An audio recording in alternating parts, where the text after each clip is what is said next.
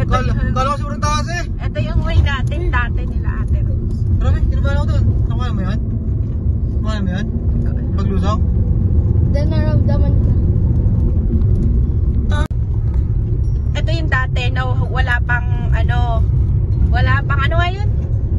Wala pang ganito, no? Hindi, may semento na. May semento na, maliit lang. Pero straight. Ayan, ang taas. Grabe oh. Hindi ka ako kasabot. Pag bilisan mo, lilipad ka eh, no? Ano yan? Ang taas! Ang taas! Ano yan? Wow! Oh my God.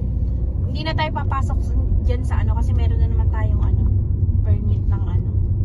Ilanan ng permit sa Pilipinas? Yes, kasi exclusive ang mga ano. Kumaliwa sa Pico de Loro Drive.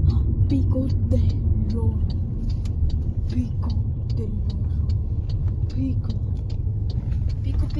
May kabayo po eh. Pagkaraan ng 100 May metro. kabayo po Sa po. Rotonda, dumiretso lang. May kabayo. Diretso na lang tayo, diretso.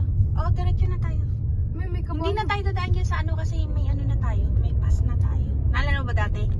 Dumandaan pa tayo yun, may pass na naman tayo. Ang daming kabayo. Saan ang pass natin? Pakita mo naman. Or tingnan mo din sa kabila.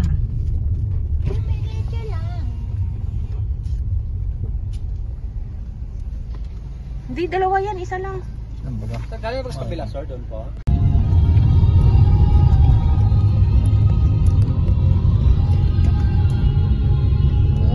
Para may nakikita no?